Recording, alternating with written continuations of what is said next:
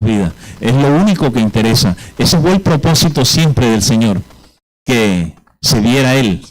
Ahora, si Él se ve en nosotros, eso sería tremendamente maravilloso. Pero bueno, ahí va la vislumbre, ahí vamos poco a poco avanzando, y lo importante es que cada día se vaya sumando. Debe haber en usted un interés. Dice, el Señor dice que en aquella gente a la que le estuvo predicando, no sucedía nada en ellos porque la palabra de Él no hallaba cabida en el corazón de ellos. O sea, tenían su corazón tan lleno de ellos mismos que la palabra no podía penetrar en ellos. Ese problema sigue vigente en nosotros todavía hoy. Usted y yo tenemos 30 años de estar en esto y todavía tenemos ese problema. Hay muchos de nosotros todavía, demasiado de nosotros. Muchas veces nos estuvimos interesados en hacer desaparecer tantos demonios de nuestra vida, pero eran demonios externos. Y lo que estaba dentro estaban pero fresquecitos y cada día creciendo más. Entonces no, se trata de que lo que está dentro, porque cuando dice su palabra que ya el hacha está puesta a la raíz, es aquí en el corazón, en donde está hablando. Porque hay una semilla que mi padre no plantó, dice el Señor. Y esa semilla debe ser desarraigada, desenterrada. Usted ve que hay plantas que son tan fuertes a veces que cuando uno trata de arrancarlas, se parten por la parte que va entre el suelo y el aire y queda la raíz completa. A poco tiempo usted va y está ahí otra vez. Normalmente eso sucede con la maleza. Con las plantas buenas casi no, usted medio la daña y ya se murió. Lo mismo sucede con lo que hay en nuestro corazón, con las cosas que hay en nuestro corazón. Hay es que arrancarlas de raíz, tienen que desaparecer. Pero desafortunadamente nosotros no podemos hacerlo, porque es que hacen parte de una naturaleza a la cual nacimos un día amarrados. Y nosotros no podemos ir en contra de nuestra naturaleza, pero Dios dio algo que sí puede hacerlo. Diga conmigo, se llama la cruz. Esa cruz puede hacer lo que usted quiera, pero que haya disposición de parte suya en el corazón para aceptar, para dejarle disposición a que una obra que ya está consumada, esa obra siga trabajando en nosotros. Dice, como dice el versículo, hijitos míos, si hubieres pecado, abogados tenemos para con el Señor, a Jesucristo el justo. De pronto la gente se imagina que el Señor, cada vez que leemos eso, cada vez que nosotros nos descachamos, el Señor debe ir al Padre y hablarle e interceder por nosotros. No, eso no lo tiene que hacer el Señor. Es que hay una obra que ya está hecha, hay una obra que ya está consumada y esa obra es la que habla por Él. Esa obra es la que intercede por nosotros. El Señor no tiene que hacer eso, ya está hecho. Recuerde, estamos hablando de algo que ya ha sido consumado. Así que, partiendo un poquito acerca de lo que dice Hebreos 2.3. Hebreos 2.3 dice de que ¿cómo escaparemos nosotros si descuidamos una salvación? ¿De qué tamaño es? Tan grande. Una salvación tan grande. Y también dice Efesios 2.8, dice que esa salvación se nos ha dado por gracia. ¿Se nos ha dado por qué? Por gracia. Esa salvación se nos ha dado por gracia. Así que cuando nosotros consideramos un poco la grandeza de esa salvación y de la vida que nos vino con esa salvación, nosotros tenemos que caer en cuenta, tenemos que entender que eso nos ha llegado por gracia. Ahora, cuando nosotros hablamos de la gracia, estamos hablando de la muerte, estamos hablando de la sepultura y de la resurrección de Cristo. O sea, que hay algo que hizo patente, que mostró la gracia de Dios. Hay algo que trajo a flote a nuestras vidas la gracia de Dios. Se llama la cruz. ¿Se llama cómo? La cruz. La cruz fue lo que hizo eso. Dice, por gracia sois salvos por medio de la fe. La fe es el instrumento, ¿no?, que usa Dios, por decirlo de esa manera, para nosotros poder acceder a eso tan valioso que se llama fe. Cualquier cosa de tipo espiritual, de la única manera de acceder a ella, cualquier cosa espiritual, es por medio de la fe. No hay otra manera. Es por medio de la fe. Ahora, entendiendo nosotros qué es la fe. Puesto los ojos en la fe, puesto los ojos en el Señor, que es el autor y el consumador. Entonces la fe de la que nosotros estamos hablando es de la fe que está en Él y que es Él. De esa fe que estamos hablando. Y esa fe es la que nos hace participar a nosotros de cualquier cosa que hay en el Señor. ¿Sí? Cualquier cosa. De todo. Puesto que estaba en los planes de Dios que esas cosas sucedieran. Entonces, esto de la gracia, y cuando hablamos de la gracia, muerte, sepultura, resurrección de Cristo. O sea, apareció la cruz y apareció para nosotros la gracia. Como fruto de esa cruz. Bendito el nombre del Señor, ¿verdad? Apareció. Ahora, encuentras tú a Jesús muriendo, porque la gracia no es que nosotros tengamos que morir, es que hay alguien que murió por nosotros. No solamente murió por nosotros, sino que murió como nosotros. Hay alguien que murió como nosotros. Así que eso es supremamente importante, porque dice que, bueno, ¿a qué murió Él? Él nos llevó, nos hizo participar a nosotros de una muerte que nosotros no podíamos morir. Pero antes quiero leer primero, antes de entrar ahí, a Romanos 5:12. Romanos 5:12 dice, por tanto, como el pecado entró en el mundo por un hombre, el pecado entró al mundo, ¿por quién? Usted comienza a analizar. Dios hace la creación y el pecado no estaba aquí en el planeta Tierra, aquí en este sistema, no estaba el pecado. Y por el pecado entró la muerte no estaba. Dios hace su creación, Dios crea al hombre y el hombre vive, el hombre se mueve, el hombre fluye en la presencia, en la gloria, en el pensamiento de Dios, en las cosas de Dios. A mí me llama la atención porque usted encuentra que lo que Dios le dijo al hombre que lo hiciera, le dijo que cuidara el huerto, y usted no encuentra ningún problema acerca de el hombre cuidando el huerto, no lo encuentra. Y después le dice Dios al hombre de que le colocara nombre a los animales, a todo. O sea, el hombre desde la mente de Dios, haciendo, o sea, fluyendo desde Dios mismo, haciendo las cosas. O sea, usted se pone a considerar esto y había una conexión tremenda. Porque no encuentra que Dios le corregía, que Dios le decía que así no era, que eso no debería ser exactamente como Adán hizo. Pero no estamos hablando, yo creo que no estamos hablando de la superinteligencia o de la supersabiduría que tenía Adán. No necesitaba una supersabiduría, fluía desde la que es la verdadera sabiduría. Luego, cuando sucede lo que sucede, todo esto se pierde, absolutamente se pierde. Y entonces dice que por causa de él entró el pecado y por el pecado entró la muerte.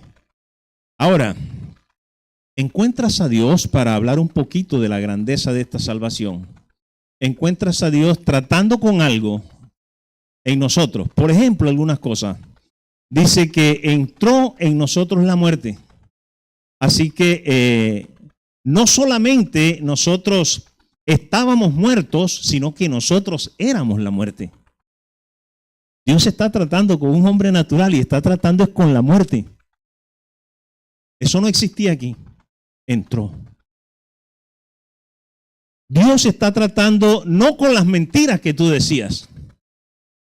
Es que tú eres la mentira. O eras la mentira. Es que Dios no está tratando con las tinieblas en las que estábamos nosotros. Es que nosotros éramos las tinieblas. Entonces, Dios no está tratando con una naturaleza que nosotros podamos manejar, sino una naturaleza que somos nosotros. Y hay algo, el hombre no puede ir contra su propia naturaleza, no puede. Si nosotros, dice la Biblia que no estaba Dios tratando con los pecados, estaba tratando con el pecado. Pero al tratar con el pecado, estaba tratando con aquel que es el pecado. Éramos nosotros. Nosotros éramos el pecado, nosotros éramos la muerte, nosotros éramos la tiniebla, nosotros éramos la mentira, nosotros éramos el desastre. Entonces, ¿qué cosa agradable podía haber en nosotros a los ojos de Dios? Y si seguimos enumerando, hay muchas más cosas. Todo lo que a usted se le ocurra que no está en Dios. Cuando encuentras a Adán haciendo estas cosas, en Adán no hay nada de eso, no existe nada de eso. Porque en Adán solamente lo que hay en Adán es lo que es Dios, lo que es Cristo solamente. Entonces cuando dice la palabra que es como espada de doble filo que entra, penetra hasta lo máximo y divide. En Adán no había en Adán no había todavía ese concepto, porque en Adán que iba a dividir, Adán todo era Cristo. En Adán no había nada que no fuera Dios. Todo era Cristo. No había nada que cortar, no había nada que dividir. Ahora, cuando sucedió, ahora, mejor dicho, ahora se convirtió todo en esa naturaleza. Y entonces, contra eso, ¿cómo hace Dios? No, pero ¿qué sucedió entonces cuando Dios mandó el diluvio? Si Dios acabó con todo. Dice, no, quedaron 8. 8 gigantes semillas que sirvieron para repoblar la tierra con la misma naturaleza. O sea, el modelo del diluvio es para otra cosa. No para Dios acabar con el mal. De la única manera de Dios poder. Porque si el hombre es la muerte, si el hombre es el pecado, si el hombre es la mentira, si el hombre es tinieblas, entonces de la única manera en que el hombre puede salir de eso es el hombre muriendo a eso. El hombre es la muerte. ¿Cómo puede salir de ella? Muriendo a esa muerte. Y de la única manera que el hombre podía salir de esa muerte era por medio del que puede hacerlo, por medio de su gracia, porque entonces Él va a la cruz para llevarnos juntamente con Él, para que juntamente con Él seamos sepultados y juntamente con Él levantados, y entonces Él darnos vida, para entonces Él darnos vida. Entonces se da cuenta usted cuando estamos hablando nosotros, cuando a una persona se le pregunta, ¿cuál es tu testimonio? Bueno, la verdad es que yo así no es como que yo no prácticamente, bueno, que haya dicho algunas mentiras, que haya hecho algunas cositas por ahí, pero yo no, como quien dice, realmente a Dios conmigo le salió barato. O sea, prácticamente casi ni necesito la cruz yo, porque. Entonces, porque siempre nosotros estamos mirando, es lo que hacemos. Que nosotros queremos que Dios perdone las cosas que hemos hecho, que Dios santifique las cosas que hemos hecho. O sea, Dios no está contemplando las cosas que tú haces, sino que lo que Dios contempla es la fuente de donde nacen esas cosas. Es lo único que importa ahí. ¿De dónde viene eso? ¿De dónde nace eso?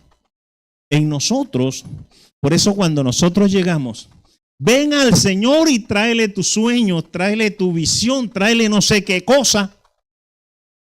Usted un día ni le interesaba quién era Dios, ni sabía quién era Dios. Usted se levantó en una cultura en donde usted oía hablar hasta del Cordero de Dios. Y usted decía amén.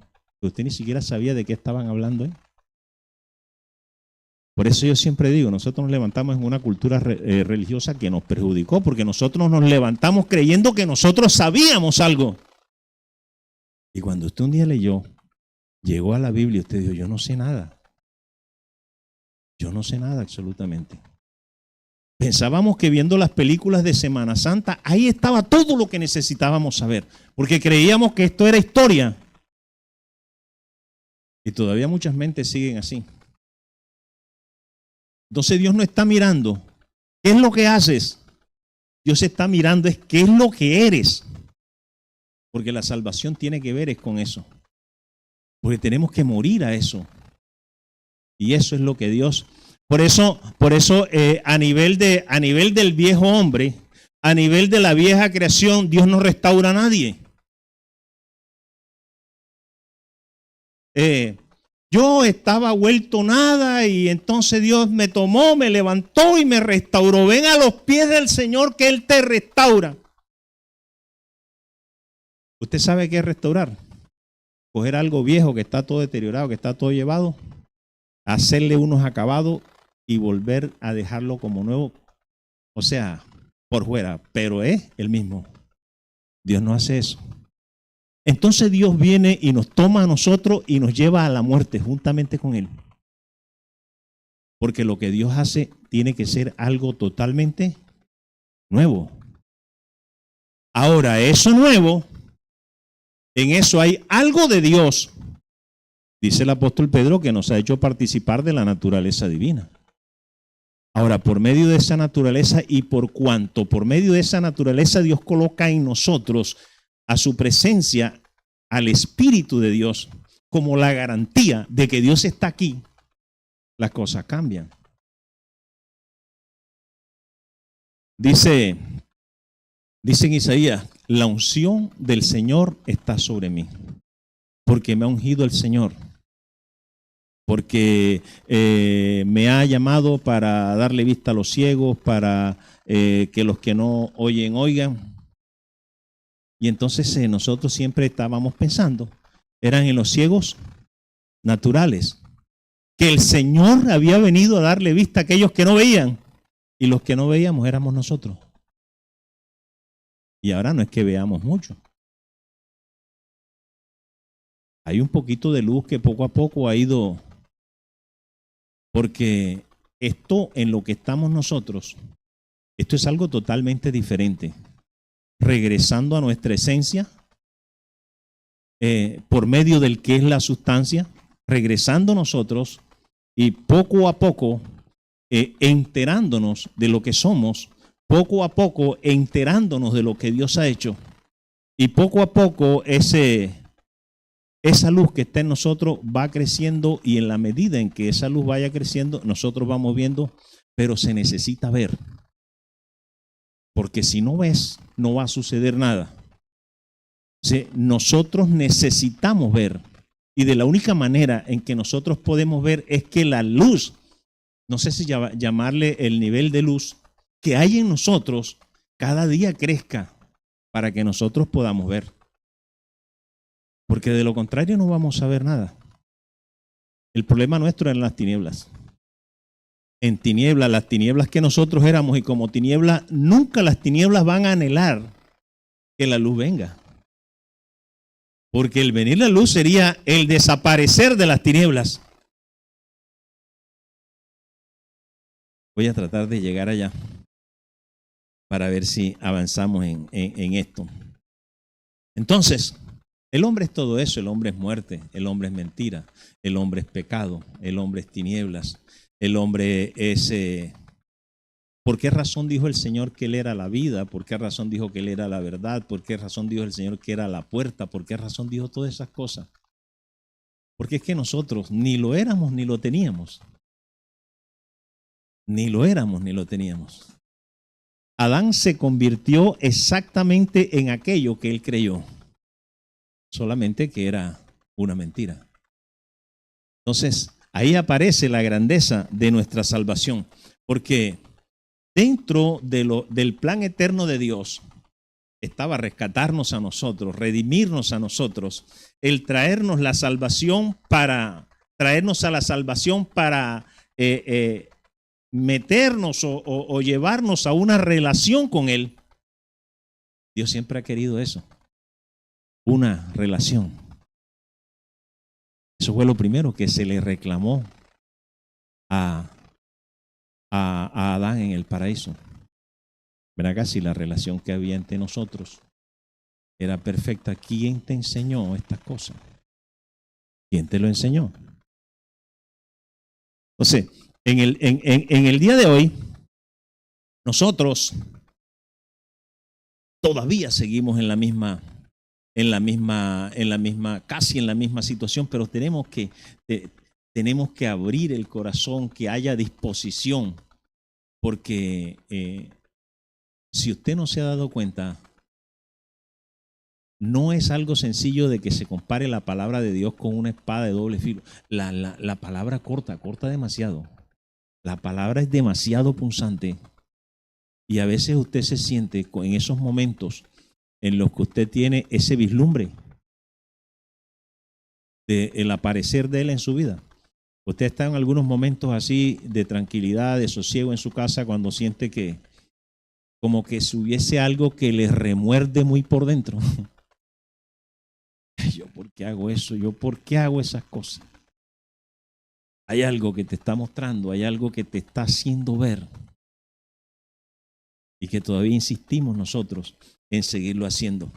Así que estas son las cosas que están dentro de la realidad de nuestra salvación. Y todas estas cosas tienen que ver, nuevamente, insisto, con la cruz. Así que si todas estas cosas tienen que ver con la cruz, aquí lo importante sería que nosotros entendamos cuál es la perspectiva que tiene Dios acerca de la cruz. La perspectiva. Si somos dos, hay dos. Si somos tres, hay tres. Si somos cuatro, hay cuatro perspectivas, cuatro historias diferentes del mismo cuento. Entre usted y Dios, lo único que debería existir es la perspectiva de Dios. Siempre nosotros somos muy adelantados porque nosotros le tenemos una respuesta a todo y a todo le tenemos una opinión y un concepto. 1 Corintios 8:2 dice, las cosas que ustedes saben todavía no las saben como deberían saberlas.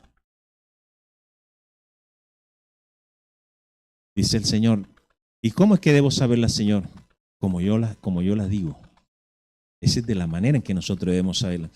1 Corintios 1:18, usted lo conoce, dice, porque la palabra de la cruz, eso es interesante, es locura a los que se pierden. La palabra de la cruz, ese es el evangelio. ¿Cuál es el evangelio? La palabra de la cruz. Fíjense ustedes lo descachado que andamos nosotros, predicando una cantidad de cosas que no tienen nada que ver. La palabra de la cruz es locura a los que se pierden, pero a los que se salvan, esto es poder de Dios. O sea que la palabra de la cruz, ¿qué es? Es poder de Dios.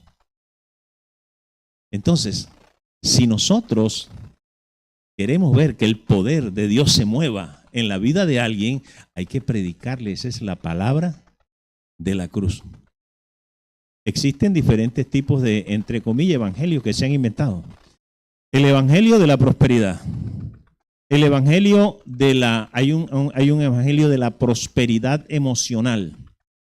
Es decir, eso no solamente son aquellos, sino ese pare de sufrir, que Dios no quiere que tú sufras, que Dios no quiere que tú te enfrentes a ninguna crisis. Dios quiere que te vaya todo perfecto. Eso no existe, por lo menos ese no es el evangelio del Señor. Porque solamente nosotros atravesando por las circunstancias que nos va a presentar la vida. Es que Dios me puso. Oye, tienes que ponerte nada. Al contrario.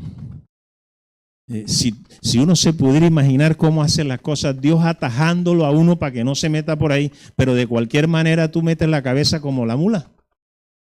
Terco. Y toda decisión que tú tomes va a tener una consecuencia. Y entonces cuando estamos en esa consecuencia, como yo pensaba, Señor, que tú me habías mostrado por aquí. Eso no es el evangelio. El Señor nunca nos llamó a eso. La palabra de la cruz es poder. Dice, el versículo, subamos al 23, dice, pero nosotros predicamos a Cristo crucificado. La palabra de la cruz es Cristo crucificado. Ese es el poder de Dios.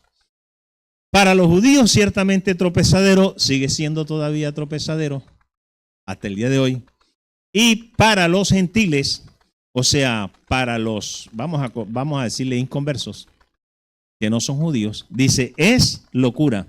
Mas para los llamados, así judíos como griegos, Cristo es poder de Dios y sabiduría de Dios. Eso es algo que se tiene que establecer en su corazón. Eso tiene que quedar establecido en su corazón.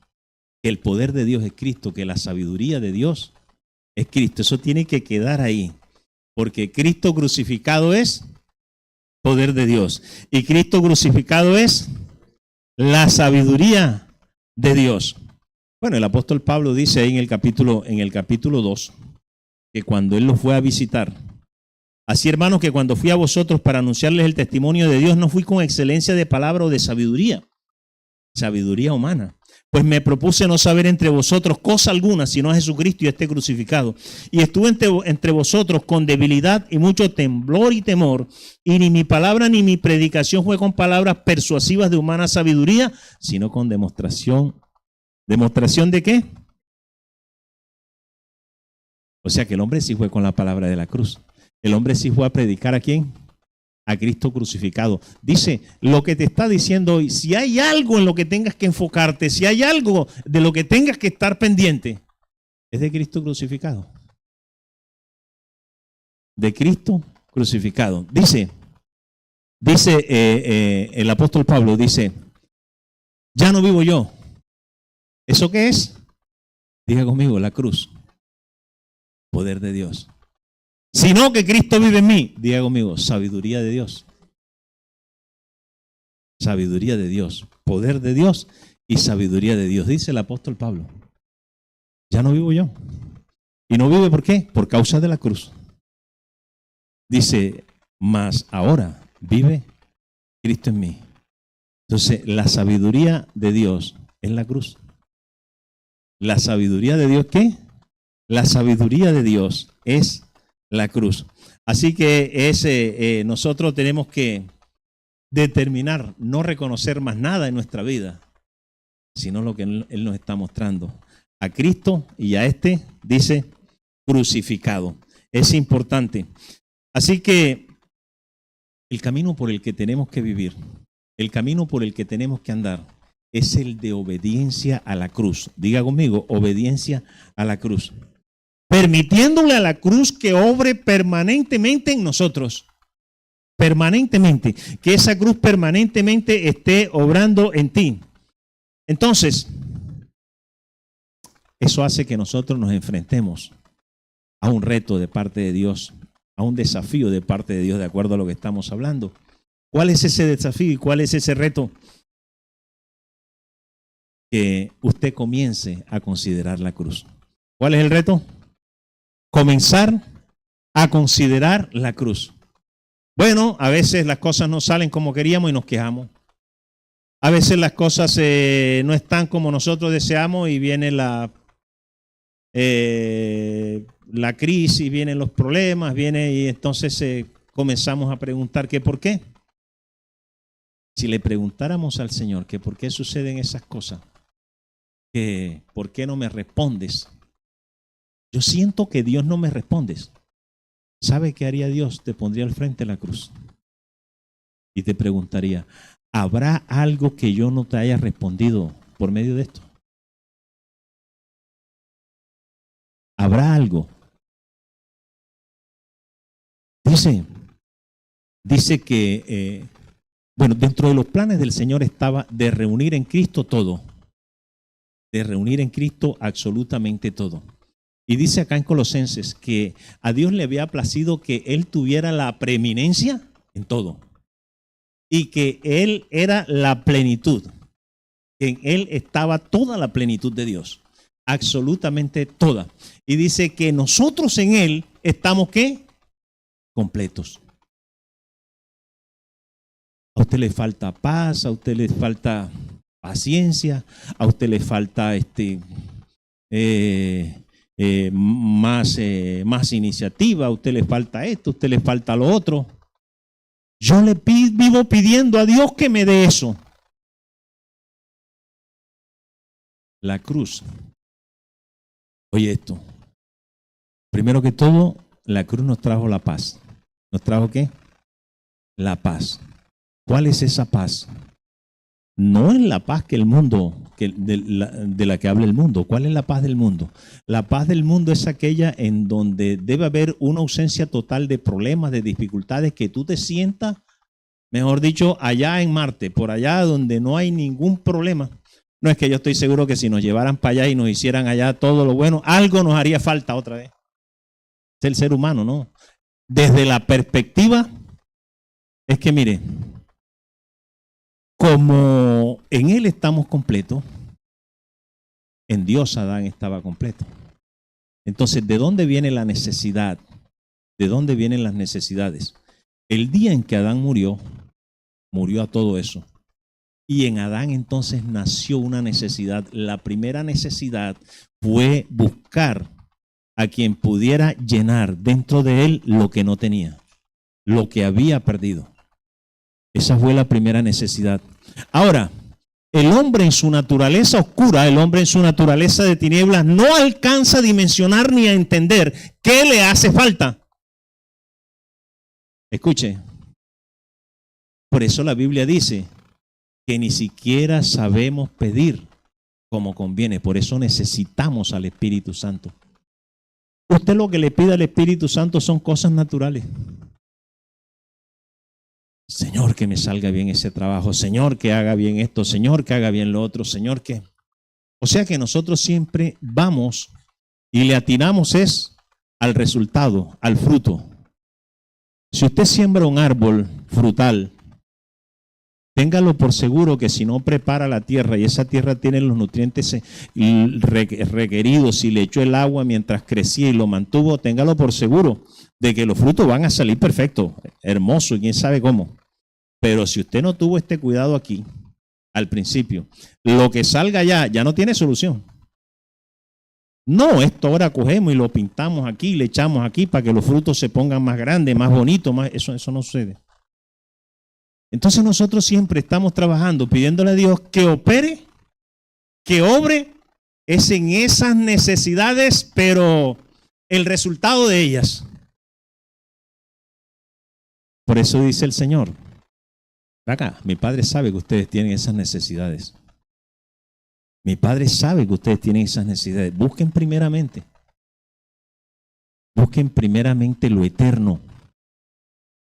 Busquen primeramente la vida, porque en lo eterno está la respuesta a todo lo que usted cree que le hace falta. Busca primeramente, dice el Señor, el reino de Dios y su justicia. Así que es importante que nosotros podamos entender que lo que está haciendo en nosotros, lo que hace en nosotros, esta cruz no es algo externo, es una obra ¿qué? Interna. Es algo, usted no puede estar a la expectativa de que suceda algo en lo. Nosotros queremos que Dios haga algo en las otras personas, pero en nosotros no. O nosotros creemos que nosotros podemos. No, usted no puede. Si hay alguien que usted le pida, por quien usted pida por usted entonces. Y bueno, oramos por las otras gente, pero no para conveniencia mía. Que el Señor cambie al esposo, que el Señor cambie a la esposa. Eso nació así. Que Dios haga lo que tenga que hacer. Entonces, se trata de considerar la cruz, porque la vida a la que nos ha traído esa cruz, esa vida tiene que ser experimentada. Esa vida tiene que ser ¿qué? Experimentada.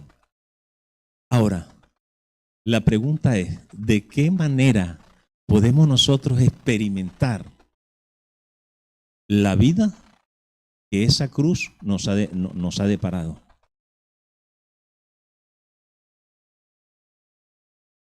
Él murió para que nosotros tuviéramos vida. Ahora, esa vida está en nosotros y esa vida tiene que ser experimentada, esa vida tiene que ser usada, esa vida tiene que ser ¿Qué digo yo? Que usted vea los beneficios que tiene esa vida. Es muy complicado seguir estas cosas desde la carne y desde la perspectiva de la carne. Así que de la única manera en que nosotros podemos hacerlo, dice que para agradar a Dios, de la única manera en que nosotros tenemos que podemos agradar a Dios es haciendo su voluntad. Ahora, nosotros tenemos que darnos cuenta que la voluntad de Dios es la cruz. ¿La voluntad de Dios es qué? La cruz. Fíjense, Dios le habló, en el antiguo pacto Dios le habló a la nación de Israel a través de sus profetas, ¿cierto? El Señor en su tiempo le habló a la gente. Y hoy el Señor nos está hablando por medio de su Espíritu. Por medio de su Espíritu. Ahora, cuando el Espíritu nos habla verdaderamente, hay cosas que son tremendas. Dice en Mateo 15, del 7 al 8, le dijo el Señor: hipócritas, bien profetizó de vosotros Isaías cuando dijo: este pueblo de labios me honra. La pregunta es, ¿será que por alguna circunstancia nosotros caeríamos en esa categoría? Dice el Señor: este pueblo de labios me honra, pero su corazón, ¿cómo decimos aquí? La amo, tía, la amo. No tiene ni ningún detalle con la tía ni nada. Y entonces dice la tía por allá: eso es de dientes para afuera. Bueno, el Señor dice aquí: hipócritas. Dice: bien profetizó de vosotros Isaías cuando dijo: este pueblo de labios me honra, mas su corazón está lejos de mí. Entonces, nosotros debemos tener un corazón dispuesto para la cruz que Dios nos preparó, para la cruz que Dios nos proveyó, para la cruz que Dios ¿qué? Que Dios nos preparó. Ahora, el problema es que en la actualidad hay la verdadera cruz del Señor. Eso no va a desaparecer nunca, pero existe otra cruz que es falsa. Hay una cruz que te lleva a ser un cristiano bueno. Tú puedes aprender principios, tú puedes aprender valores. Aquí lo importante es, no me hables, un video que anda por ahí dando vuelta, no me hables de tu Dios, de tu religión. Quiero ver qué esposo eres, quiero ver qué padre eres, quiero ver qué tal eres. Nosotros pensamos que las cosas son así, pero eso no tiene absolutamente nada que ver con lo que es ser cristiano. Absolutamente nada. Porque lo que el Señor está formando en nosotros no son principios y valores. Lo que el Señor está formando en nosotros es la vida de Cristo. El Señor nos está llevando a ser como Cristo. El Señor nos está llevando a la imagen de Cristo para que sea visto en nosotros, para que en la medida en que Él sea formado en nosotros, en esa misma medida Él pueda ser visto.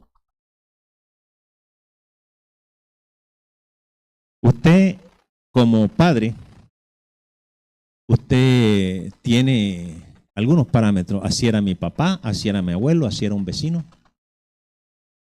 No, el parámetro es aquel que dijo, yo no hago nada por mi propia cuenta. Yo todo lo que hablo es lo que oigo de mi padre y todo lo que hago es lo que lo voy a hacer a él. Ese es el modelo que a ti te espera como hijo. No como que, mira, el hijo de la vecina o el hijo de fulana. Es que para ser buen hijo tú tienes que hacer esto. No. El modelo es Cristo. Cristo es el modelo de hijo. Cristo es el modelo para ser padre. Cristo es el modelo para ser esposo. ¿Cómo es que dice la Biblia con respecto a ser esposo? Dice que Él amó a su iglesia y la amó de tal manera que se entregó, que dio su vida Ese es el modelo de esposo. Yo veo que ahí está fulanito. Fulanito coge a la esposa, la saca todos los fines de semana, la lleva, la pasea, van en cruceros, vienen. Pero ese fulanito, ella no sabe todo lo que ese señor hace por allá. Entonces, ese no es el modelo que nosotros queremos. Nosotros queremos que ahí se vea él, no el mundo. Es el modelo de Adán. Entonces nosotros leemos libros. Ay, este libro me parece tan extraordinario. Mira aquí. Ojalá mis hijos, ojalá mi padre. Si no estamos claros nosotros, mucho menos van a estar claros ellos. Eso es lo que necesitamos. Porque yo trabajé en esto durante muchos años. Hay edificios aquí que ya ni existen. El edificio del Hotel Royal. Yo hacía conferencias ahí. En el edificio del Hotel El Golf, yo hacía conferencias ahí de parejas.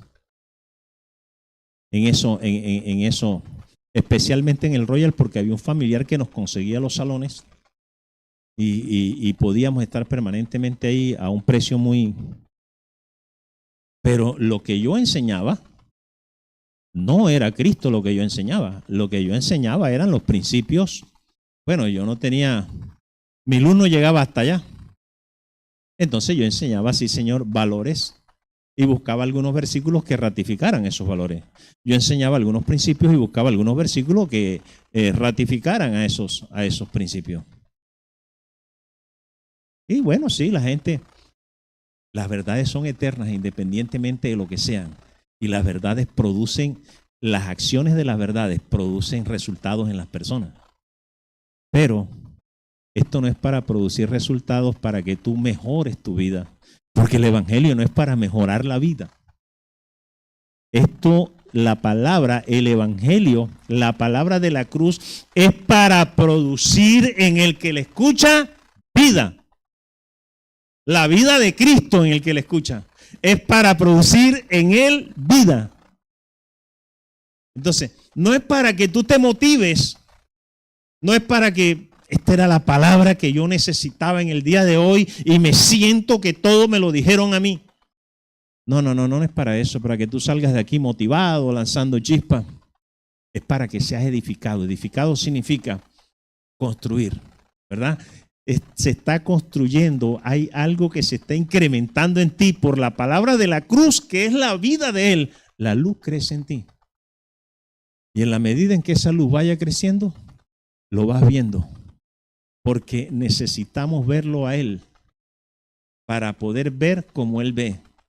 Su palabra dice que juntamente con él nos resucitó y juntamente nos sentó en los lugares celestiales. La pregunta es, ¿qué significa eso para usted? ¿Solamente es algo que está ahí escrito?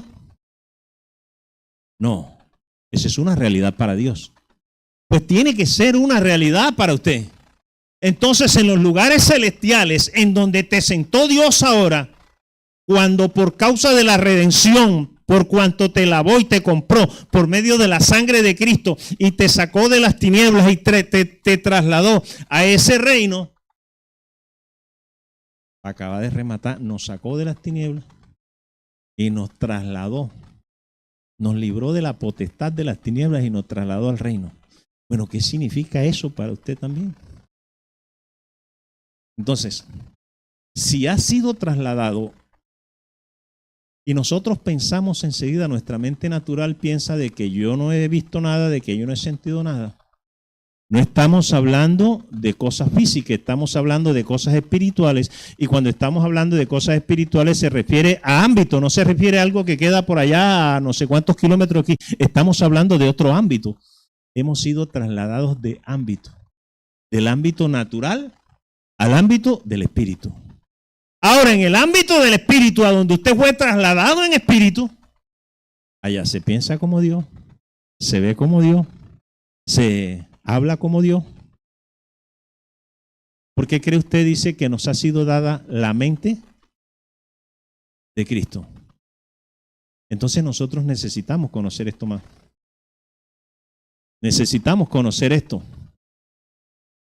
Por algo dice que nosotros no hemos recibido el espíritu que proviene del mundo, sino el espíritu que proviene de Dios para que nosotros sepamos qué es lo que Dios ha hecho en nuestras vidas, qué es lo que Dios nos ha concedido. Para eso, precisamente, se nos dio al espíritu. Porque dice que los príncipes de aquella época, los sabios de aquella época, de la época de Jesús, dice, si ellos hubiesen tenido la sabiduría de Dios, lo que se necesitaba tener, dice que no hubieran crucificado al Cristo de gloria. Dice, más bien, ese tipo de cosas no era para ellos. Y dice, porque cosa que ojo no vio, ni oído yo. O sea, a aquellos que esto les parece locura, ven acá, explícame bien eso de que el Señor nos trasladó a nosotros de las tinieblas a la luz, al reino de Cristo. ¿Cómo así? Eso nos suena como un poquito, explícame eso. ¿Cómo así que Jesucristo muere y entonces yo estoy recibiendo no sé qué cosa? Si tu mente todavía te cuestionas eso, estás en la perspectiva del viejo hombre. ¿Estás en la perspectiva qué? Del viejo hombre. Ahora, ¿sabe cómo le llama el apóstol Pablo a eso? Le llama enemigos de la cruz. Cuando usted quiere entender, cuando usted quiere hablar, explicar o explicarse la cruz desde la perspectiva suya, desde la perspectiva. Imagínate cuál es la perspectiva nuestra. La perspectiva nuestra es la perspectiva del viejo hombre. En el viejo hombre se conformó como naturaleza nuestra todos aquellos que dijimos al principio. La muerte, las tinieblas, la mentira, la hipocresía, el odio, la traición. Todas esas cosas se conjugaron en algo que se llama el yo. Entonces ese yo sigue produciendo en nosotros. Contra ese es la guerra. Ese es el que se le ha declarado la guerra por parte del Espíritu Santo, que tiene que ser desaparecido de nosotros. Porque el que debe reinar verdaderamente ahí es Él. Es el Espíritu de Dios el que debe reinar ahí, no el yo. Eso no sirvió ni ha servido y es todo lo que contiene lo contrario a Dios. Entonces, todo lo que se genere ahí, ese así dicho de una manera rampante, ese es el concepto de pecado. Todo lo que se genere en esa naturaleza, todo lo que se genere en la naturaleza que no sea el espíritu, es pecado. Porque viene de todo eso que le estoy diciendo, viene del yo. ¿En dónde se producen tus ideas? En el yo. ¿En dónde nacieron tus sueños? Fueron el producto. Un día se juntó por allá la muerte, la mentira, todas esas cosas allá dentro tuyo y dijeron, te vamos a sacar una cosa aquí chévere para ti. Te vamos a dar este sueño. Dice, wow, con esto yo venzo al mundo. Y viniste después donde Dios, Señor, bendice este sueño, Señor. Llévame a cumplir este sueño, Señor. Inclusive hay quienes enseñan eso, trae tu sueño delante de Dios. Bueno, la persona no conoce mucho te pueden decir toda esa barrabasada. Pero ¿cómo Dios te va a bendecir algo que ya Él, para Dios, el viejo hombre fue, ¿cómo es? Circuncidado en la cruz.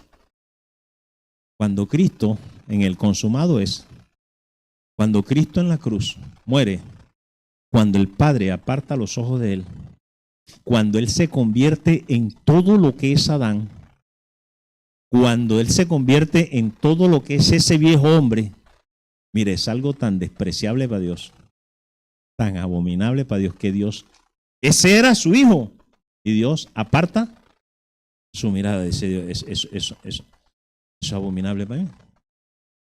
Ahí es circuncidado el viejo hombre de Cristo. Por eso al otro lado, ¿quién aparece? El espíritu vivificante, el espíritu que produce vida. Es el que aparece al otro lado de la cruz. Ya no es el Jesús que murió. Ahora lo que aparece es algo totalmente diferente. Y no sé cómo será la figura de eso, pero para que puedas tener una idea, la Biblia dice que Él nace con un cuerpo y Él es la cabeza. El cuerpo de los redimidos, nosotros. No es un cuerpo así como el cuerpo suyo, porque es algo espiritual. ¿Cómo será? Yo no sé cómo será en Dios. Porque no podemos hablar de que Dios es el viejito que pintan con barba así. No, Dios no es así. Dios no es eso. ¿Cómo se llaman eso en la Biblia? Antropomorfismos. Esos antropomorfismos son para darnos a nosotros una idea de que usted sepa de que cuando dicen que la diestra del Señor está sobre mí, no es que la mano de Dios porque Dios tenga una mano. Es para que nosotros podamos entender más o menos ese lenguaje, ¿no? De qué es lo que nos está queriendo decir. Así que el Señor, dentro de las cosas que está buscando en nosotros, es que nosotros podamos desarraigarnos de todo esto que tiene que ver con el viejo hombre. Y Él tiene, permítame esa expresión, ese elemento, esa herramienta, la cruz. ¿La qué? La cruz. Fíjese, el modelo en lo natural. El modelo en lo natural, y la Biblia lo resalta. Dice que en la época de David, cuando ya David murió Saúl y David comenzó verdaderamente, la Biblia comienza a hablar, y algo que tiene connotación es la espada de David. ¿La qué? La espada de David. Y por la espada de David, y la espada de David, y la espada de David. Entonces, ¿qué sucedió con la espada de David, con el ejército que tenía David? Que todo aquel territorio que se consideraba Israel, ¿cuántos enemigos de Dios quedaron? Ni uno. Ni en los alrededores quedó un solo enemigo, ni un solo enemigo. Por eso es que Dios dice que Él había escogido a alguien que tenía un corazón parecido al de Él. Porque la visión de David es que si esto es el reino de Dios en lo natural, aquí no puede haber nadie que esté en contra de Dios, porque es enemigo de Dios. Pero nosotros sí tenemos el corazón lleno. Ese territorio de aquí todavía está, pero poblado. ¿Cuál es la herramienta que está usando Dios? Allá en lo natural fue la espada de David. Acá en lo espiritual se llama la cruz de Cristo. Dios está usando la cruz para limpiarte de todos aquellos que son sus enemigos, hasta que todos sus enemigos estén por estrado de sus pies. Y de la única manera en que puede suceder eso es por medio de la cruz. Si no es por medio de la cruz, no va a suceder nada. Así que, ¿creen ustedes que hay gente que rechace la cruz? Nosotros mismos rechazamos la cruz. Ahora, nosotros, ¿cuándo rechazamos la cruz? Cuando nosotros no obedecemos. Cuando hay cosas de Dios que nosotros creemos que es mejor hacerlas así a como Él las muestra, a como deberían ser. Usted está rechazando la cruz y usted está operando como un enemigo de la cruz. Como un enemigo de la cruz. Y eso hace que muchos no caminen en la plenitud de nuestra gran salvación. Quiero terminar con lo siguiente. Dice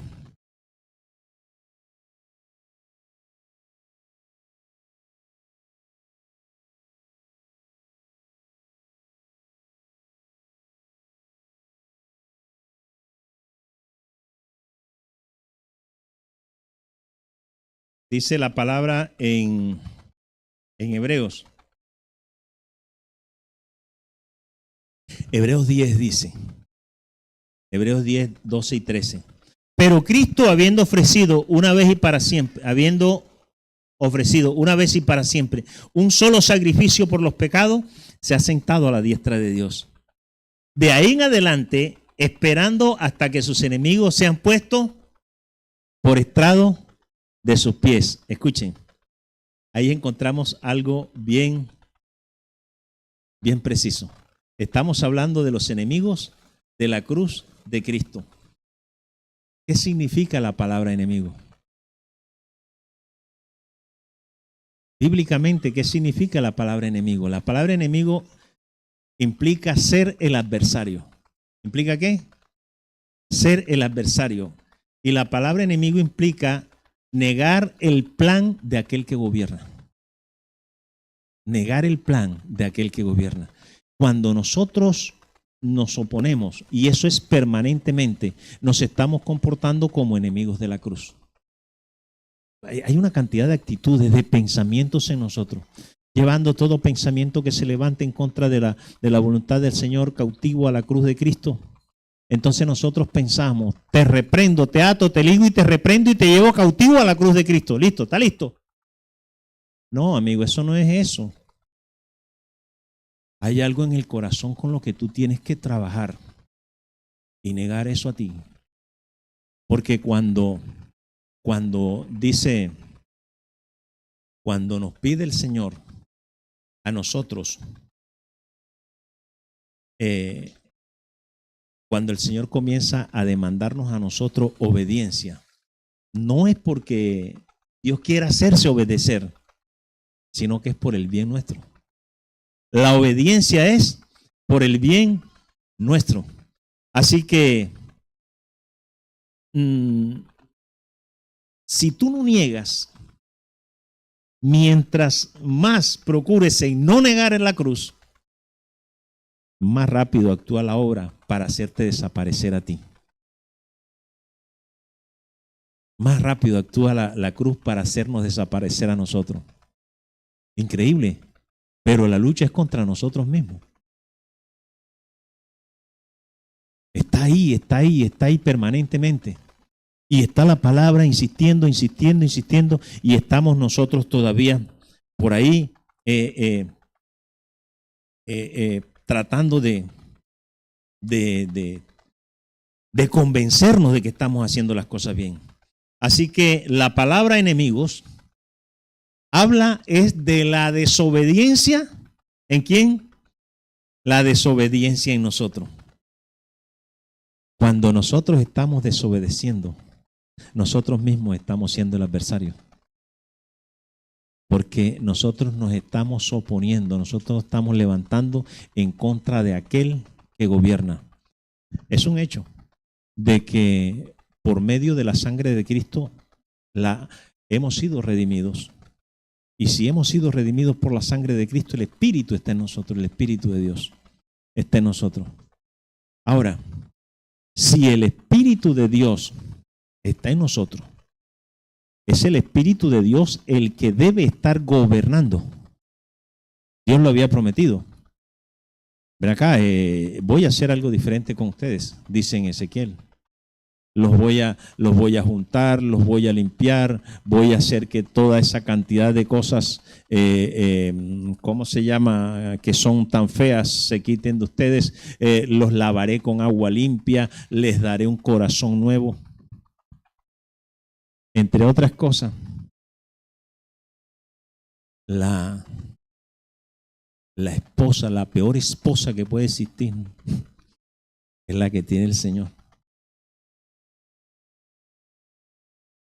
¿Cómo le parece eso? Nosotros quejándonos de la que nos dio Dios.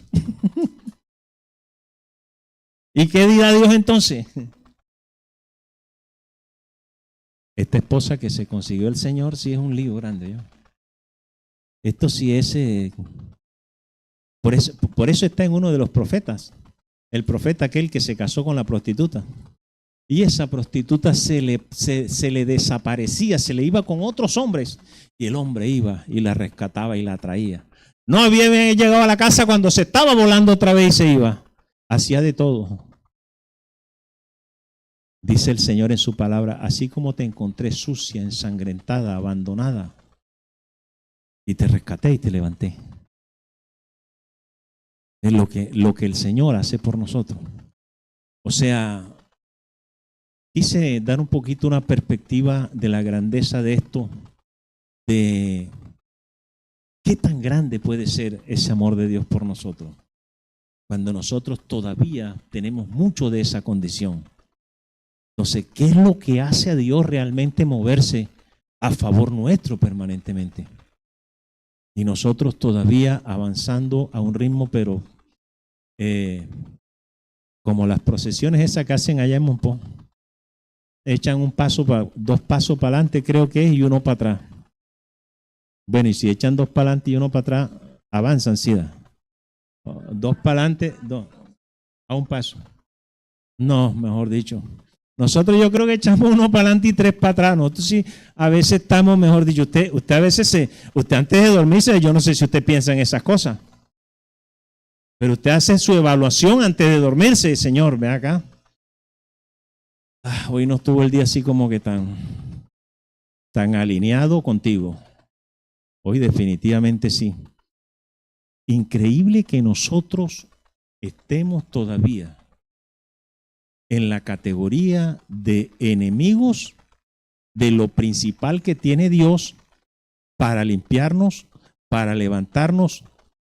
Y lo increíble de esto, su palabra dice que Él es 3 veces santo. O sea, sí.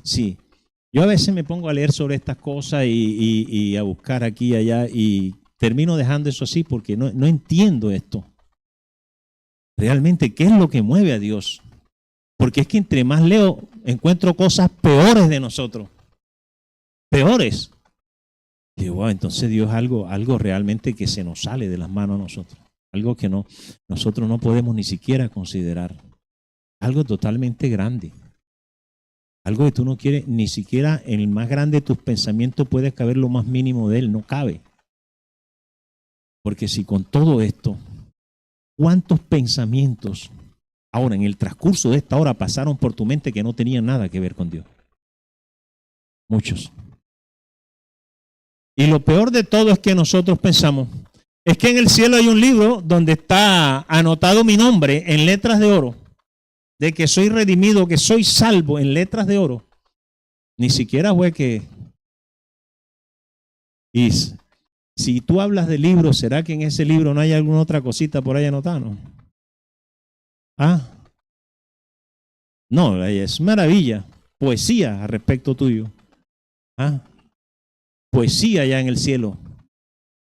No, bendito el nombre del Señor, ¿verdad? Yo creo que no hay nada comparable a esa grandeza de Dios, a esa salvación tan grande que Dios nos ha dado, a esa salvación tan grande que Dios nos ha traído, a esa vida que Dios nos dio cuando nosotros nunca fuimos merecedores, cuando nosotros estábamos muertos en delitos, cuando nosotros éramos esos delitos, cuando estábamos muertos en pecado, cuando nosotros éramos ese pecado. Y Dios siempre estuvo ahí. Mi pregunta es, viendo eso así a vuelo de pájaro, ¿por qué cuando pasan cosas pequeñas en tu vida, todavía tienes el coraje de dudar de Dios? Hay detalles que pasan en tu vida que no es que sean tan grandes ni el mundo se va a acabar. Pero comienzas a dudar, ay, ¿será que Dios no me escucha? ¿Será que Dios no me quiere? ¿Será que yo soy ciudadano de segunda categoría allá en el cielo? ¿Será que soy del tercermundista allá en el cielo? Mira, ¿de quién estamos hablando? De lo imposible. Estamos hablando de lo imposible. Y el Señor dice, te recuerda hoy, yo sé de las cosas que ustedes tienen necesidad, pero busquen primero lo eterno, busquen primero la vida, busquen primero la luz, dice el Señor, porque esos son los pensamientos, esos son los planes. ¿Cómo dice Él? Dice, porque yo tengo planes para ustedes, dice el Señor, en Jeremías, ¿verdad? Dice, y son planes de bien y no de mal. Son planes de bien y no de mal. Dios nunca dijo algo por decirlo. Si algo está pasando hoy en su vida, eso no está en los planes de Dios para acabarte, para destruirte. Pero sí Romanos 8:28 dice que esas cosas que te están pasando obrarán para bien, porque eso es conforme al propósito por el cual Él te llamó. Dice, voy a usar esto para limpiarte más, porque tengo un propósito. Te he traído este propósito y quiero que brilles en ese propósito y quiero que en ti sea vista permanentemente